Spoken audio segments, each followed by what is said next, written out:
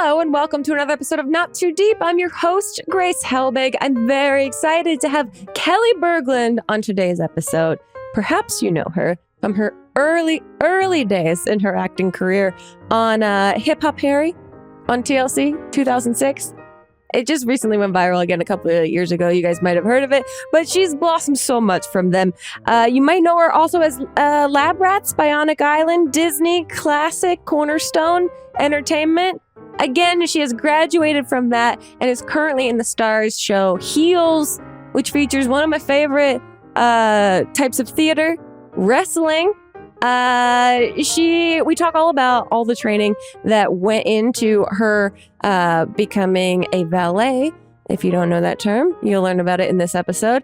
On the show Heels, all of the actual intensity of shooting a scripted wrestling show during the pandemic, and what it's like to graduate from the iconic school of Disney into adult acting roles. And we also get really deep, and she has such a lovely perspective and advice on just kind of the overall idea of growing up, evolving in the industry and out. So please enjoy this episode of Not Too Deep with Kelli Berglund.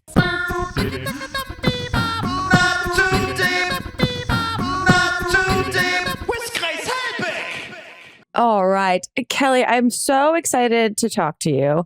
You have such a fascinating career to me. And I feel like you're in this like beautiful transition spot right now. But I want to talk about like how we got to where we are now. I've been doing some research and you started out in dance. Well, first of all, you're from Southern California, from Los Angeles area.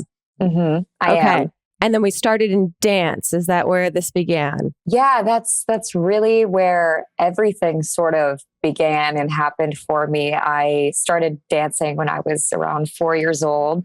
Took it up as a hobby, and it sort of turned into something more. I became a competitive dancer for many, many years, and my mom was a dancer, and then my little sister became a dancer. So it just kind of ran in the family. It's all in the family, yeah. It is, yeah. We, I guess that's what we're known for. But it was because of dance, actually, that I got into acting. There just happened to be a talent agent at a dance performance that I was doing when I was like 9 years old. And she walked up to my mom and said, "She's got a great look. You should put her in commercials and, fun stuff like that." And thus, here we are now. That's where it all started. The path was laid in front of you. Exactly. Do you remember in the competitive dance moment that you had, is it at all similar to what we see in shows like Dance Moms, like those types of... It's actually similar. I think shows like Dance Moms lean into the drama of it all. I'm not going to say there aren't moms that could fall into a dance mom category that have some strong opinions about in their real kin life. I mean, it's not based on total fiction. Yeah. But no, it was such a sense of community for me, and it was just pure love, pure joy. Like when I was doing it, and the girls were great, the parents were great. It was a really awesome little thing for me. It's great. And we got you into a much less traumatizing environment of acting and Hollywood and entertainment. Oh yeah, it's a walk in the park. For sure. Well, I want to talk about, so you go from doing dance and then we move kind of into, well, first of all, Hip Hop Harry. I'm glad you bring this up. I was looking up some clips of it, and this is kind of like, a benchmark of where you've come from in a way. For people that don't know, can you explain what that is? Oh yeah, glad to. Hip Hop Harry was one of the first jobs I ever did, and I was about 10 years old. The best thing to compare it to would be like Barney. Yeah, which I wished I was on when I was a young girl. I was like, these kids are having the best time. I know. I mean, a lot of Disney kids started off with the Barney thing, and this was just my version of it. So it was this big bear, this big dancing, singing bear. that had this like clubhouse essentially where the kids would come on in and we would learn life lessons through hip hop songs and dance. And I'd say it was maybe a little cooler than Barney. Yes, no for offense sure. to Barney, but it was so funny. And then it ended up going like viral. Yeah. Like in 2020, 2019, I was like, why is this coming back to haunt me? Like out of all the jobs that I did, this is the one that's going viral right now. I could not believe it. It's classic internet. Yeah. I mean, it's ripe for internet to take it and put it on a very bizarre pedestal. However, I will say some of the lessons that you guys were learning are timeless and helpful to, our present day. But there we go into the Disney world. And so you start working in Disney, which I question for you at that time, was that like I booked like my dream scenario? Yes. When you're 14 years old and pretty much all you've ever watched your whole life is Disney Channel, Nickelodeon, and things like that.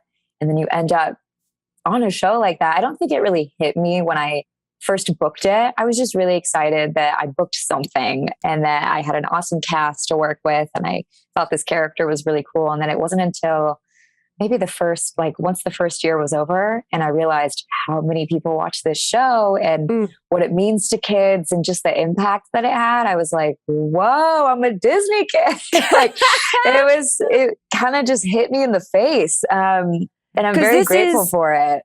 Lab Rats that we're talking about. Yes. And so I imagine, I mean, I've never been in a sorority, but I imagine I haven't either. I wonder if being part of the Disney kind of family felt like that in some capacity. It did. Another really strong, awesome sense of community in this phase of life for me. But especially where we were filming, we filmed at Hollywood Center Studios, which I believe is now called something else. But a lot of the Disney shows filmed on this lot. So it felt like a little campus. Like we would see the kids from Jessie all the time and Ant Farm. And like, we all just became this little college campus, but we were all like so young at the time. So it did have those kind of vibes. It was fun. Not just that, like physically being around all these people all the time, but knowing just like mentally that we were all part of this little thing. And it's something that we can bond over since not many people get to do something like this. Yeah. Because you did it for 4 or 5 years. Yeah, 4 years of Lab Rats. And then we did 1 year of a spinoff show called Lab Rats Elite Force. Okay. Which is essentially the same time period that you experience like a college education. So it's like the same kind of like environment of being able to bond and connect with these people and grow together. What was finishing that or like leaving that project like for you? It was really hard. I'm very lucky to have had this job at such a young age. And it took up so much of my life, 5 years in like these prime crucial years as a human. So we built this little family and it was a safe space for me and something that I just loved doing. So it was really sad finishing that. And at the same time, very exciting because doing a sitcom for 5 years teaches you a lot. Yeah. And you can take a lot from that and apply it to other jobs. And I was 20 coming out of that show. So again, too, that's the age where I'm very much looking forward to what's next and what the move's going to be and where my career is going to go. So it was a bit of both, but still just, it was sad. It was definitely sad. It's this little awesome thing that's over, you know?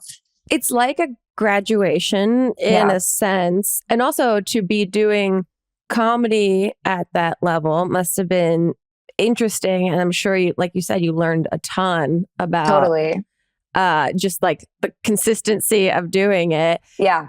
I wonder what was the experience post-graduation, let's say, when you kind of have that moment, I assume, where you're going, I want to age up in the work that I'm doing. Like, how do you approach that? With a bit of panic. Really? Sort of. Well, it was a very exciting time. At the same time, I will say some of my weirdest years I've experienced so far was those few years after Lab Rats, like 2 to 3 years where I am still trying to figure myself out as a human and what I want, and making decisions for myself, and not just, okay, this is my job that I go to every day because I have to do that. Now, like, what do I want to do? And separate that from sometimes what other people tell you should be doing. But I hit a weird few years where I did a few things. I did a few films here and there, but I still was like, I need the thing. Like, I need something to sink my teeth into. And I feel like I'm just not totally getting that right now. And I'm getting older. My time's running out. Like, just full kind of panic mode a little bit. And career wise and just self, just figuring it all out. So it was then after 2 or 3 years where I got that thing that was very exciting. And a little scary, but that was Now Apocalypse, which was the show that I did for Starz, which was a complete 180 from So, but it was that opportunity to finally get something really meaty and very interesting and a bit of a challenge. And I was like, okay, we're back on track. This is really cool. But that's the life of an actor. You know, you never really know when your next job is. You can be on a super successful show and then the next day it's over, and now what? Like, we all go through that no matter what level you're at, and it's always a little scary. So hugely, the lack of certainty in so many aspects, but also like I think for people that don't know a ton about like the insider culture of like entertainment, that it's really possible for you to be stuck in this Disney kind of stereotype for so long. And we've watched it happen to various people, that to be able to break free, I'm sure, in your private life too, and then on screen to be able to just be given something that lets you evolve as a human and an actor must have been like, thank God. Yeah, it is. It is that, because that Disney thing, it kind of follows you around for a while. And I'm now 25 years old. I've been done with this show for years now. And do you still get recognized as it? I do. And the only difference is now I'm blonde, and on that show I was brunette. So sometimes I can fly under the radar, but then people just think I'm Olivia Holt. So, which is another Disney girl, which I'm very flattered by. But yeah, I mean, still, I feel like, at least 50% of my Instagram DMs are people asking when the Disney show's coming back. Wow. And I feel like I need to politely let them down and say, guys, I don't think it's coming back. I appreciate that you love it and want it to continue. Maybe a reunion one day. But yeah, that Disney thing, it follows you kind of forever. And I had this conversation actually with Avin Jogia, who I did Now Apocalypse with, because he was a Nickelodeon kid. And he put it so perfectly that you can't blame people for holding on to this image of you and this piece of their heart that is their childhood and what that represents, with your character that you played for so many years. But, we all grow up and the fans grow up as well, just like I do. But I don't mind that people keep that show close to their heart and that people really like it, because that was my foot in the door and I'm very grateful for it. But when I do get an opportunity to feel much more evolved as an actress, and something that I'm proud of and that I know, at least I hope fans of mine and people discovering this show will really like, because it's a good show, it's good writing, it's an awesome character. Like, that's all I can ask for. There's only so much I can control, but I'm very happy with where it seems to be going and where it has gone. So that's where we're at. I think that's, yeah, and it's kind of like accidentally incredibly profound too, because I think for people you can get stuck in this nostalgia of a certain era of your life, but we all have to grow and change, and leading by example of kind of like moving on from your character, but recognizing that it was important in the moment and that it was significant in your life and other people's lives, but also having the confidence and courage to like, continue to grow and evolve. And you're never going to please everyone. There's always going to be someone that's upset about your choices or what jobs you're doing or why Lab Rats hasn't continued for 16 years. So you know what? I can only control myself, and I try my best. Well, in terms of stepping out of this Disney era, let's talk about Heels, which is so exciting. How do you describe the show to people that are completely unaware? Yeah, so I love to tell people first and foremost, it's a show about wrestling, but you don't need to love wrestling, be a fan of wrestling to like this show. And that's been the response from most people. I see a ton of people on Twitter saying, I wasn't super like into the plot, and then I watched it and oh my God, I'm hooked. So it's set in a very small town in Georgia, Duffy, Georgia, where there are these two brothers running an independent wrestling league, continuing their father's legacy, basically. Some towns have football, and this town has indie wrestling. So it follows all of these characters within this community, mainly this sort of rivalry between these two brothers, Ace and Jack Spade. And I am kind of the sole girl that is within this league, which is cool, a little sad.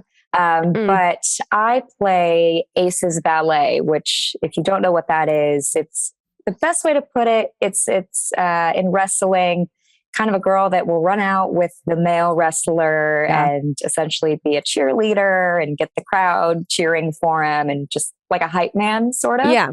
But also these women know a lot about wrestling and help their counterparts plan what they should do in the match, because wrestling is it's all planned. Like the storylines are planned and who's going to win is planned. But I mean, those moves are very real and they are taking bumps and it hurts. But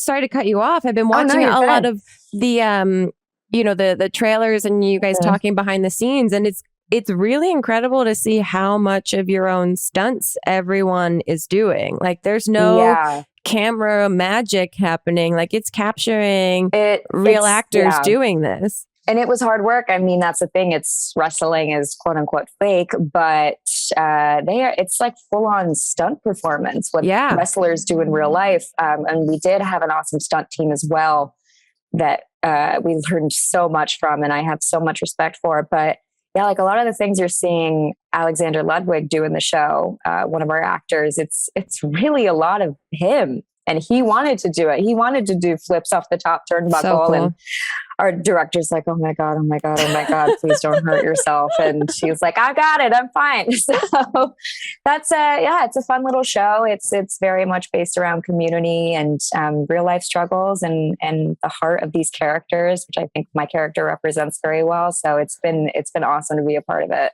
It's really cool. I have gone in and out of being very into WWE. And then, and so that's why I was like, I want to talk to her about this show because I think people don't realize, like for the terminology, like valet, like you just explained, is not what we in Los Angeles understand to be a valet.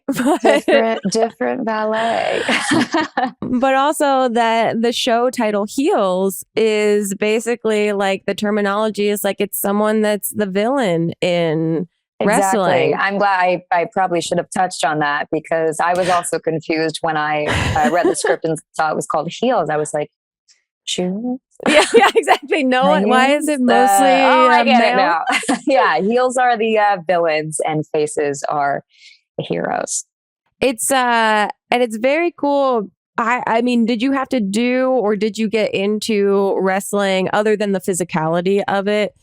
Because it is super theatrical. And like you're saying, I wonder if your dance background in terms of like choreography helped you in this situation. Yeah, you sort of hit the nail on the head with that one. That was my saving grace throughout this whole thing. I did have to not only do a normal audition, but also get in a ring and learn a little routine for the audition, for the last step of the audition. Yeah. And they're like, we just want to make sure you don't have two left feet and see if you can move your body around somewhat realistically in a ring, which is so terrifying. But yeah, it's the dance background. Thank goodness for it, because that not only helps with learning stunt choreography and memorizing that, but also like memorizing my lines and stuff. Like there's a big moment in episode 5 where my character gets this big long speech. And not only was it, okay, I have to remember all these words, but also how do I sell this in the ring like someone actually would if they went off script, took a mic, and they were roasting somebody in the ring. So a lot of research had to be done because it is its own entity, wrestling. It's so fascinating. And I didn't know anything about it going into it. So it was really a full on learning experience, and it's theater. It's very exciting. You get invested, because at first I was like, do people really get invested in this sort of thing? Even though and I watched some stuff. I was like, that's really cool. I'm into this. Like, I mean, it's mind blowing, the audience that wrestling cultivates, because like you said, it seems, the thing I love about coming from a comedy background, I'm like, this is so silly and so ridiculous and so absurd and so completely unrealistic. But because it goes to such an extreme, there's something so entertaining about it. And then you see these people that are genuinely invested in these absolutely absurd plot lines and storylines. And it just warms my heart for some reason. And again, that's another thing I didn't realize till I started to do a deep dive on wrestling, what these fans were like and how passionate these fans are. I mean, the closest thing I've seen to it is like comic book fans. And I would say it's on that level almost. But the fact that you have these larger than life characters and scenarios, like, it almost wouldn't work if they didn't lean into it so hard. The people performing and the storylines, that's what makes it so awesome. Like, have you seen these like arenas where WWE happens? I'm like, this is the coolest shit ever. It's like, it has to be this crazy thing. I mean, I totally get it. So I get it now. I really do. Just like Disney, you've been inducted into this new world of fandom. It's an honor. It's an honor, and I'm trying to live up to it. And I don't want to let the people down. So. There you go. Okay, we're gonna take a quick break. When we get back, I have a bunch more questions for you. So we'll be right back with more Not Too Deep. Not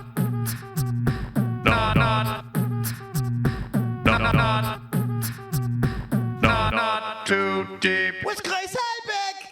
Hello, listeners. Grace Helbig here, wanting to say two things. A big thank you for listening to the podcast. If you're a regular listener, if this is your first time listening, welcome and thank you. And second thing, if you are enjoying yourself here in this Not Too Deep world we've built and you'd like to leave us a review, that would be so wonderful. If you can go to the iTunes store, the App Store, and leave us a lovely little review, comment. How are you feeling? Good, bad, otherwise? Maybe just good or otherwise would be appreciated. Other than that, enjoy the podcast.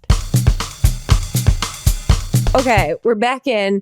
You guys were shooting during the pandemic, right? Yes, we were. Must have added a whole other layer of craziness to all of it. Yeah, as if it wasn't already a lot to take on. We were supposed to start filming this show March of 2020. Spoiler alert, that didn't happen. Yeah, I bet. Pretty bad timing there. And we didn't really know what was going to happen for a few months. And then started the show in August. And I'm so grateful. I had a job during this this time, and I had this community. We all loved what we were doing. We all knew the guidelines we had to follow, and we were very committed to staying safe and just making sure this show could happen. So it was masks on till the second action is called, and right back on the second they call cut. Shields 6 feet apart, couldn't really go do anything on on weekends. So we pretty much just hung out with each other, and it was awesome. Honestly, it really, I think it made us closer, and I'm grateful that we all got to do this together, but I wouldn't say I'd want to do it again.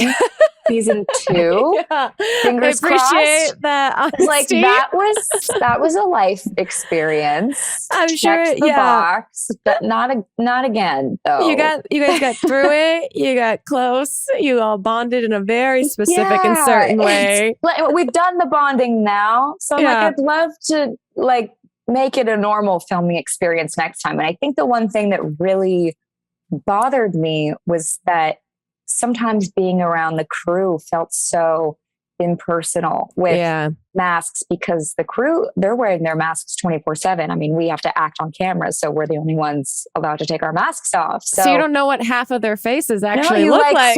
You piece this image together in your head of what your makeup artist looks like that has been touching your face for 8 months. And it's the last day of filming and she takes her mask off. I'm like, Wendy, that's what you look like. What?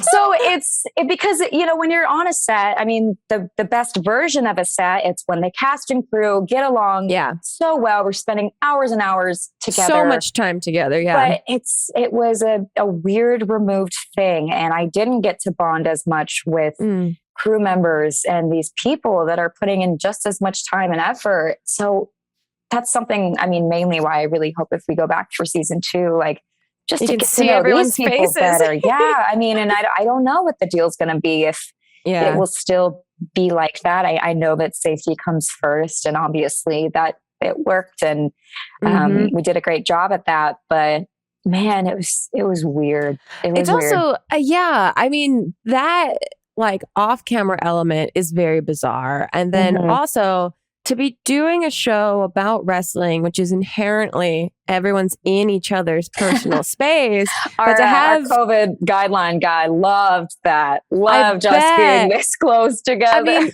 truly the idea, like the idea that you could get this show shot in the pandemic as it was blows my mind to attempt something like that. But also for you guys as actors to just like be in the moment, but have in the back of your mind, like safety first kind of thing. Yeah, definitely weird. I think it made us all channel our intentions and what we want for our characters and storylines that much harder, because we also filmed the show completely out of order, which is, I mean, more so the way that would go with like a film when you're filming that, because of certain locations and everything. And any other show, pretty much that I've done, it's chronological order. But if there was a false positive or a real positive on set, that person is out for 2 weeks. So is all of their close contacts, and our schedule is thrown out the window. And so we have to pull from episode 7, even though we're on episode 3, you know, so it just like scrambled everything. So we had to sit down with our scripts and say, okay, what is going on? What is the arc that my character is experiencing right now? And I'm filming scenes from episode 2, 7, and 8 today. How do I get in the right mindset to make sure that that stays consistent with everything else I've already shot 6 weeks ago? You know? So that was weird too. Sitting down with your own imagination and going and like mapping out the show in your own head as you see it, and hoping that it lines up. It was a lot, but I am so happy this show is out in the world. It was so worth all of the work. And I know I speak for the whole cast when we say that. We're very proud of the show, and took a lot. Here we are. I mean, I think it looks fantastic. I am truly, I have such admiration for everyone, you know, really putting in the work to learn wrestling and to make it look really real, and not like, oh, we pull away to a wide shot and we know that these are all stunt people. So that part for me, and I think for actual like wrestling fans, is like going to be a very cool aspect of the show continuously. Hope you guys get more seasons ahead of you so you can learn more about the crew. Okay, Kelli, I have to get into now the questions that I ask every single guest that is on our podcast. There's 2 of them. The first question is, Who, alive or dead, would you most like to throw cold spaghetti at? You know, I listened to your podcast and I heard you ask this question and I still didn't come prepared. I know, for some reason, it's a very unexpected psychological question for people. It's not something you think of when you wake up in the morning. But also, just to comfort you a little bit, that it's understood that this is just who for today might be the answer. For today. This is like an answer that changes regularly. Honestly, like, my first thought is going to like anybody in my cast, specifically like Steven and Alexander. One, because they're so good and I have watched the show and I'm truly like in awe of how well they have executed these characters and the wrestling and all of it, that I just want to throw spaghetti in their face because I'm like, stop, you're too good. Stop it. Yeah. But also just because I feel like I have a brotherly love with the two of them and I never grew up with a brother. And I feel like that's something brothers do. So there's my brotherly love is throwing cold spaghetti in their face. I also feel like it could be a very feasible wrestling plot line. Oh, that's got to be somebody's gimmick. Like the flying spaghetti. Like, I don't know. Totally. Like it's like a character that should be introduced season 2. I'll just say that's what my character Crystal does. That's her, love it. Her secret attack.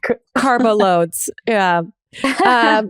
Okay. The other question is to tell us your worst pants shitting story. Or, oh my God, what? Or like a bathroom close call. Or emergency situation. However, you can only use 3 words or small phrases to describe the event. So, for example, mine is college, jogging, front lawn. Okay, this is so... I won't elaborate. I will get to my short... Don't worry, there are no follow-up questions on whatever you describe to me. Because there is a running joke about this sort of situation. So I'm going to select my words carefully here. Road trip, San Francisco. How do I tie this up? Too many miles. Does that? Yeah, that paints a full picture. What you will. Yeah, maybe one day I'll elaborate on that story, but let's leave it at that. Yeah, we'll leave it at that. Too many miles. Yeah, that's too many miles. That's always how it goes. That's always how it goes. No follow-up questions. I'll let everyone kind of marinate in that imagery. And now we have a section called Deep and Hot, where we have a deep question prepared for you to answer, and then would love to get your hot take on a question/topic that we have prepared for you. Okay. So, deep question for you is happiness always the goal?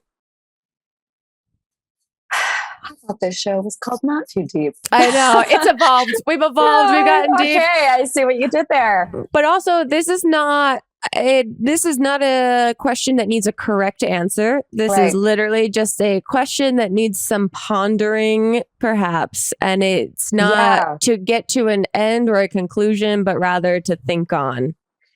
I would say overall, yes, I do believe happiness is a great destination.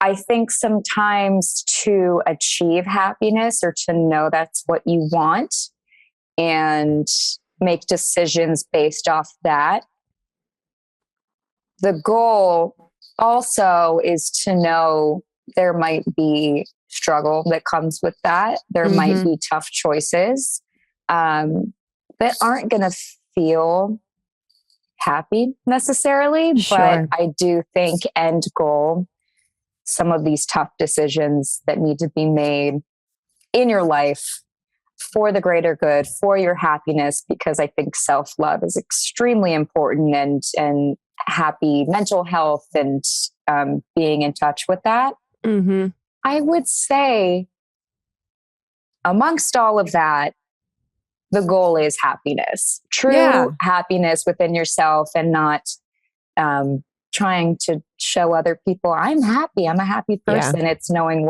how content you are with what level of happiness you're comfortable with. I think that's, I think that, look, we throw curveballs at everyone, but I think that's absolutely spot on, at least in my opinion of answering this question, because I think happiness is, individually defined by everyone.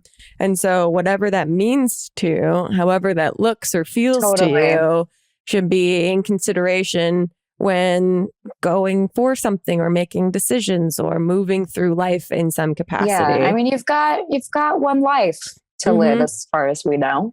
And why not?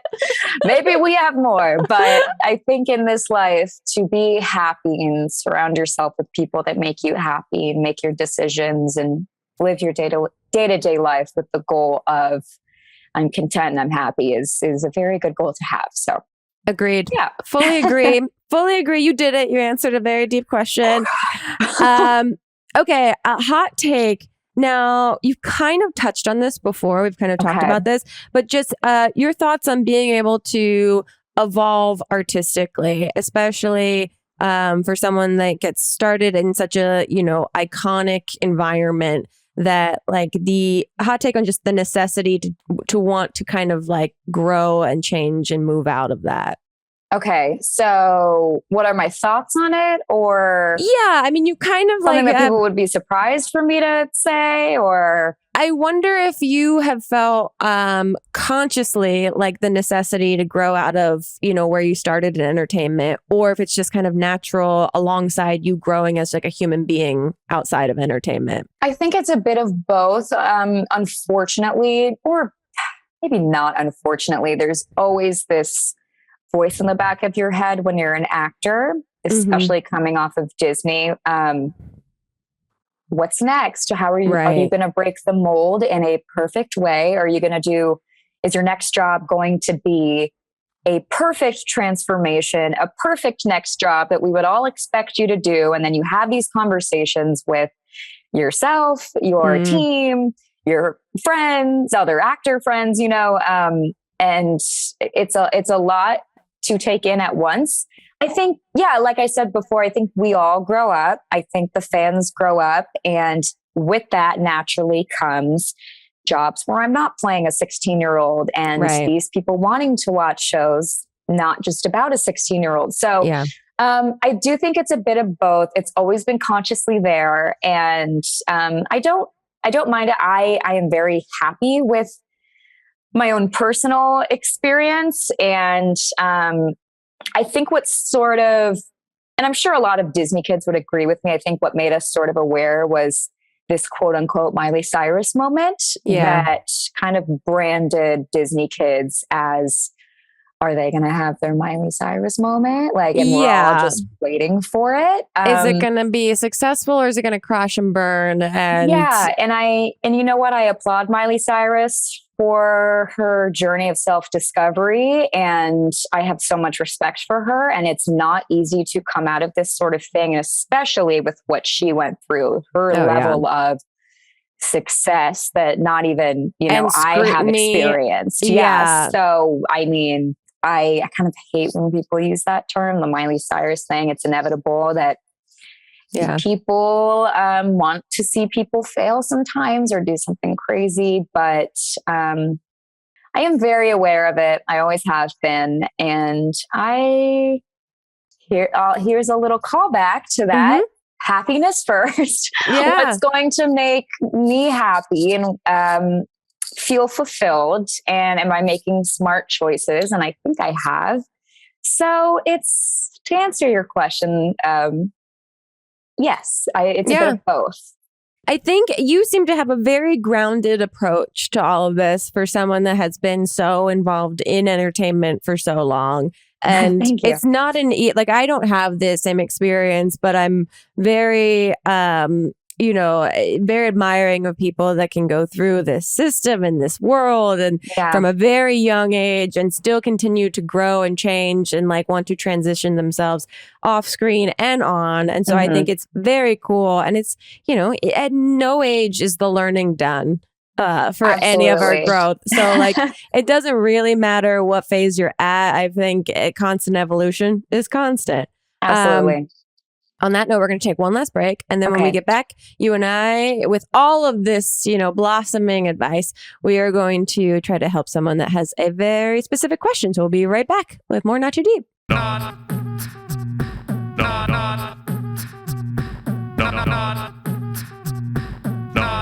too deep. With Grace Helbig. Okay, we're back in. Kelli, you and I are going to work together to give this listener a little piece of advice. I'm our best. Here we go. We are not professionals, so take everything with a grain of salt. This is about moving out and budgeting. So their question is in relation to moving out for the first time. They're currently in the process of setting up a little townhome and they're renting with two close friends. They're not going to lie. They're a bit nervous about making sure that they can budget rent/expenses properly, especially since they're finishing up their degree. They're wondering if we had any new renter budgeting tips or any general advice on living with new people and ensuring relationships don't get strained in the process. Interesting question. I have a bit of a different experience. I mean, just because of what I do and whatnot, I had always lived alone. And I think part of that is because I sat down with myself and said, what is going to be the best case scenario for me? And I'm the type of person, I think I thrive a little bit better alone. So for me, that was my decision going into it is, sure, I could probably find a friend to live with, but do I actually want that? So this person sounds pretty young, right? Like coming out of... I think they're young, but I do think that you making that decision to live by yourself goes in line with what I would tell this person in living with new people is truly get very clear about what you want in this situation. I've lived with roommates in college and out of college, but as soon as I lived alone for the first time, I never went back to living with roommates. Yeah. And that's the thing is that not everyone can live alone or wants to live alone. Sure. So I'm not saying that's the total solution, but I mean, my sister right now, she's in college and she has 3 other roommates. My best friend lives with someone. And I think what I've seen works best for them just in talking to them is, no sort of muddy waters. And it doesn't have to be done in a weird, strict way. Just simply lay it all out on the table. Communication is key. Totally. Any relationship. Every aspect of your life, yes. So I think just making that very clear. And I mean, if it was me, I think everyone pitching in equally in terms of helping out around the house is always very, very helpful. And just putting in that sort of effort, because I feel like if you live with someone, you can pick up on it pretty quickly, whether they have respect for the other people living there or the house that they're living in. And I think you all deserve to live in a place that feels comfortable to come home to. No weird drama, no tension. Managing your expectations about everything.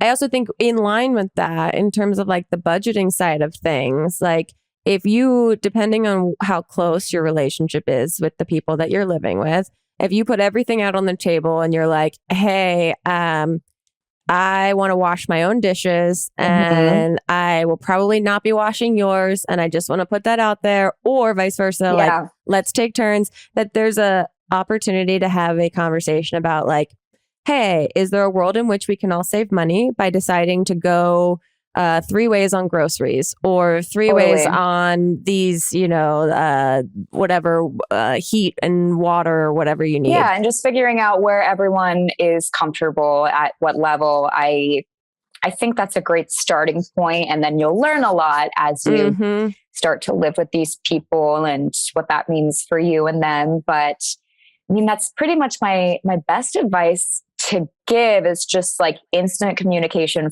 from the start is never a bad thing. No one's going to think that you're being mean because we all have our own wants and needs. And Totally. if we all get to lay it out and talk about it, then there's no questions later on. I wonder if that maps over acting for you, that like with a scene partner, that like having an open line of communication with each other about where you're going in this scene or what you're doing is similar. I mean, especially with like intimate scenes, that's something that if you get lucky to have this scene with a person that's very open and honest and wants to have that dialogue with you, and usually an intimacy coordinator, I think laying that all out on the table is always the best idea. I've done quite a few of these scenes, and I have had awesome scene partners to do them with. And I think a big part of that is there is conversation about it. What are we comfortable with? Are we cool? Is this a good level? You know, so like I said, in any sort of relationship, work, love, friends, you really can't go wrong with communicating with people and being honest, because I've been in the situation where maybe I should have spoken up or didn't say everything I wanted to say, and it kind of came back to bite me. So 100% here. Yeah. I have to remind myself that people cannot read my mind as much as I believe them to be able to. They cannot do that. Exactly. Kelli, we have reached the end of the podcast. This has been so delightful. Thank you so much for this conversation. This was so lovely. Before we wrap up completely, we like to gift our guests a personalized horoscope from us to you. We are not professional astrologers, but just as a token of our appreciation for taking time and talking to us, Melissa put it in the chat if you'd like to read it out loud. Oh, I love this horoscope stuff. I'm going to get a kick out of this. Okay. Dear Aquarius, water bearer of the stars, you will be in prime season for self-discovery when the sun moves into your philosophy zone. Philosophies. Okay. You might discover that who you really are is less heroic Brie Davenport and more sex dungeon Carly with notes of the tiny blonde rage. Crystal. I see what you did there. I was like, whoa, this is specific, but still a lesson to be learned. Yeah. It's stuff to think about. Starz are putting it out there. Kelli, where can people find you, find the show and everything that you're up to if they don't already know? Yeah, so I am on Instagram, Twitter, and Facebook, just at Kelli Berglund. Kelli is with an I, for those of you that don't know that. Kelli with an I. You can watch Heels on Starz. It airs weekly at 9 p.m. on Sunday nights if you watch cable. Great. Still. Which I do have cable, so I am one of the few that I feel like is left. But our show also premieres on the Starz app, which is a really good way to get the show and watch it. So we actually have our first 3 episodes out right now, totally for free. I believe you can watch them on YouTube. Just trying to spread the word. We really want people to watch and love this show. So please do. Yeah. Hell yeah. If you guys are at all wrestling fans, I think you will find that this is a really wonderful translation to a more scripted than actual wrestling show that really kind of showcases all of the actual athleticism and heart that wrestling tends to have. Kelli, this is so fun. Again, thank you for making time. Thank you. Of course, go check out everything she's up to, guys, and we'll see you next time on another episode of Not Too Deep. Goodbye. Too deep, too deep, too deep, not too deep with Grace Helbig. Not Too Deep is a production of Grace Helbig Incorporated, producer Melissa D. Montz, edited by Shireen Lani Yunus, post-production sound by Chris Henry, and an extra special thanks to Flula for the theme music.